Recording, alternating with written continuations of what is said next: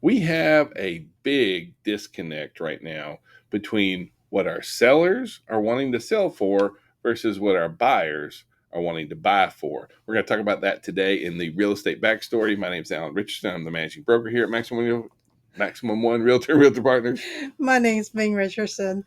I'm the compliance broker from Maximum One Realty and Realtor Partners. And other than being tongue tied, we did kind of want to, just kind of talk about what's happening in our current marketplace right now. Because here in the Atlanta metro area, one thing that we're seeing is we have, on one hand, some very optimistic sellers. And honestly, I'm very thankful for my optimistic sellers. I'm thankful that we have rising inventory right now. We have a lot of really good things happening in the real estate space at the moment. And so we are seeing inventory increasing. We're seeing more sellers that are looking to put their home on the market. However, we've also got a pretty big disconnect right now. Because what the buyer is willing to pay is not exactly what the seller is wanting to sell the property for. Yeah, there's a recent study which shows that the average seller wants $39,000 more than what the average buyer is willing to pay. And I can tell you right now, any home up in North Georgia right now, what I'm seeing is about $20,000 decrease after it's been in the market for 60 days. Well, I mean, time on market is definitely a big factor, but the other challenge we have is it's just coming right out of the gate. Our sellers are very optimistic about different components of their sale, right? And so there's this new report from Redfin, which basically shows that the median sale price versus the median asking price is a difference of almost $40,000, right? And so that's a pretty significant jump between expectation and reality. And for us, we have to be ready to have this discussion with our sellers. And it's kind of a tough thing for us to talk about, honestly, because on one hand, we don't ever want to come across as not wanting to help our sellers get the most money for their home in the shortest amount of time possible, right? We want to do everything in our power to market that home so that they can capitalize on their investment. However, if we throw a property out and it's overpriced, then it sits there like Ming was just saying, right? It really does sit there, and it's the indication the market feel like the price of that particular home is higher what the comp or comparables around the area. They can find another home just as similar in square footage and design, or if not in school district, for average of $40,000 less in certain area. And of course, these are based on price point of the home. So the 40,000 is an average, not necessarily that it applies to your particular listing. Right. But a lot of our sellers, unfortunately, are living in the past. If you look at like over the past 5 years here in Georgia, we've had a 54% property value appreciation. Huge. I mean, like it's been really, really strong.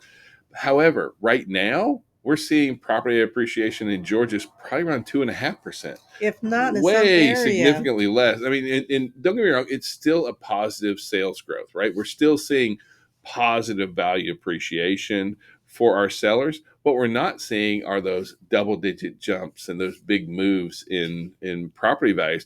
That's just not the case in here. And so we do have kind of a disconnect because a lot of times our sellers think, well, it's still a seller's market. And it may be a seller's market for where they're at. But what we see is that when you have to put everything in like when you look at it holistically, we may be sitting on a buyer's market, seller's market, that kind of stuff. Overall, for the Atlanta MSA, we are really kind of a flat market, meaning where the number of buyers and sellers match overall. However, if you look at different price points, we have way more buyers than we have sellers for like under $250,000. And we have more sellers than we have buyers for over $700,000 right now. But again, that kind of depends on location, those kind of things. Right now, the magic number on the average is about 300, 350. And I know that sounds weird, and that's almost like the first time home buyer range. It is.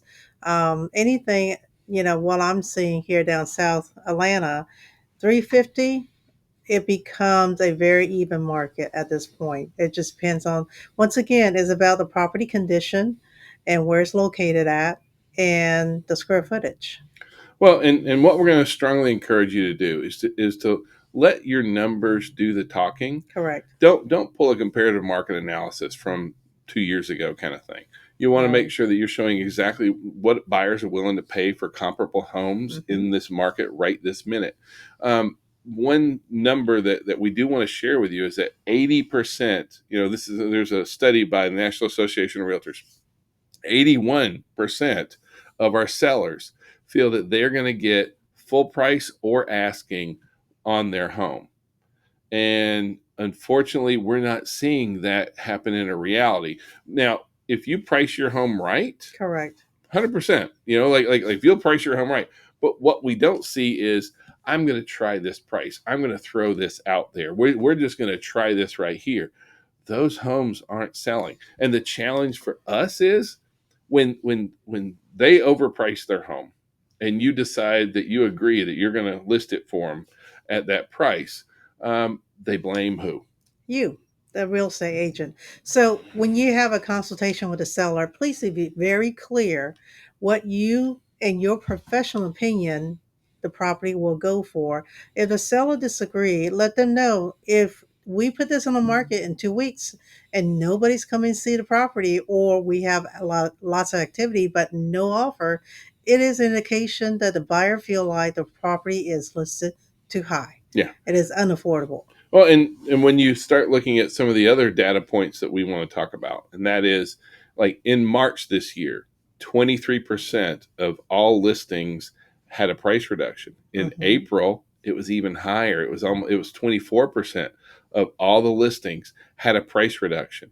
Overall, we have so many properties that are having price reductions, and we're seeing this happen. And what our concern is that you, as listing agents, are going to end up losing your listings, because if you take that overpriced listing and you're not staying engaged with your seller and you're not talking about them, what's really going on, and you're not showing your comparables, they're going to fire you, Yep. because it's not going to sell because it's overpriced.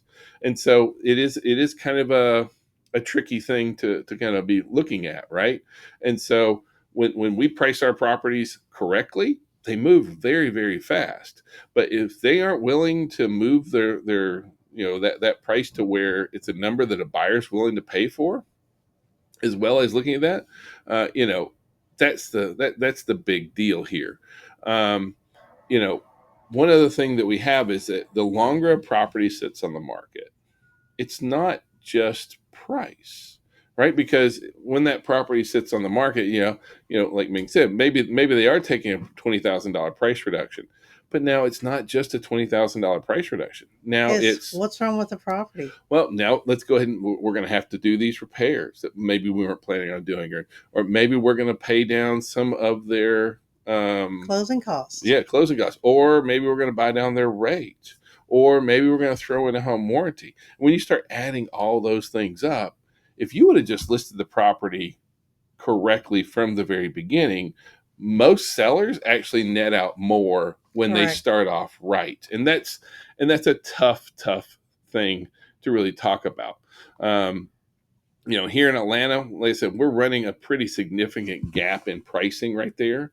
Uh, you know, I mean, the numbers we gave you overall, that $40,000. Well, here in Atlanta, and when I say Atlanta, we're talking about The Metro yeah, Atlanta, the 18, 20 counties right around Atlanta kind of thing. When you the put those MSA. all those together, the list prices are growing twice as fast as final sale prices. So in that county average, the average list price is, Is twice as much, 6.2% over what the buyer is willing to buy it for. now to put that into like a number range, the average list price 425, The average purchase price is 395. So if you look at that, 30 grand. that is almost $30,000 difference.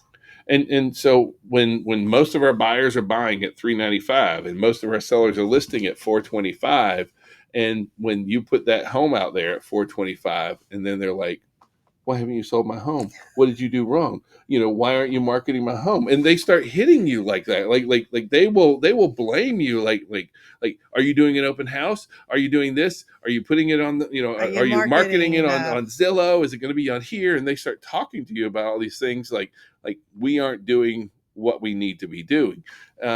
And don't get me wrong, we need to be doing all those things 100%. We need to be doing a lot of different things that's going to help us to market those homes.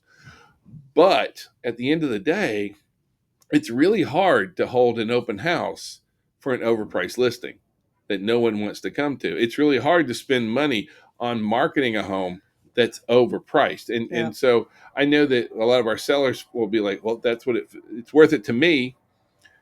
But It it's has to not be worth what it the to the seller, buyer. right? The home is only worth what the buyer is going to purchase it for Yeah. at the end of the day. Now we aren't seeing like property value depreciation, and we really aren't, right? I mean, right now we are seeing, and like the reason this is such a timely topic for us here is overall, even nationwide, if you look at what's happening with inventory is rising nationwide. Now here in Georgia, how much more inventory do we have this year versus last year? 41% We have 41% more homes on the market than we did. last year this time. Yeah, and that's a significant jump.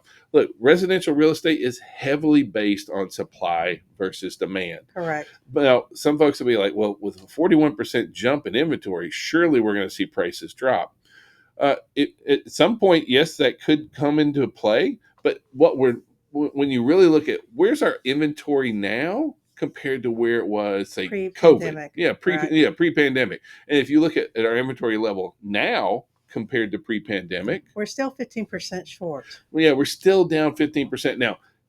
Are we making up ground? Absolutely. And is that a great place for us to be? I Yes. mean, like if you look in, just in for like the state of Georgia, like pre-pandemic, we were renting between the 48,000, 45,000, 50,000 active homes for sale per month. We are currently sitting on about 42,000 active homes for sale. So we are, and by the way, that number has moved steadily for the last 3 years. I mean, at one point, we only had 14,000 homes listed in That's why Georgia. we were writing 20 offers and maybe Yeah. one stick Yeah. because we were at 14,000 And then 21. inventory Yeah. And then we went to 21,000 inventory. Then we went to 30,000 inventory. Now, compared to a 50,000 inventory before pandemic. yeah. So that is huge difference. Well, but those are the topics and the discussions that we want you to be prepared to have with your seller.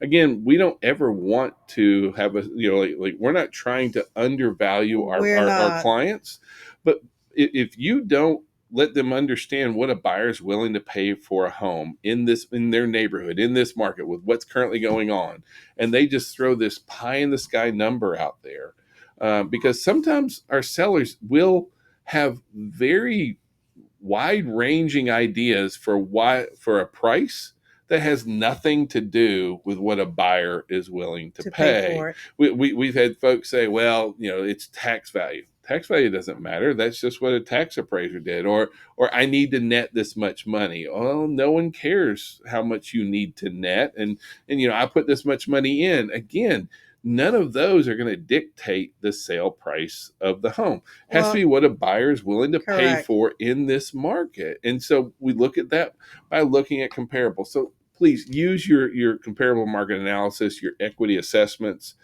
in showing our sellers what the right value is.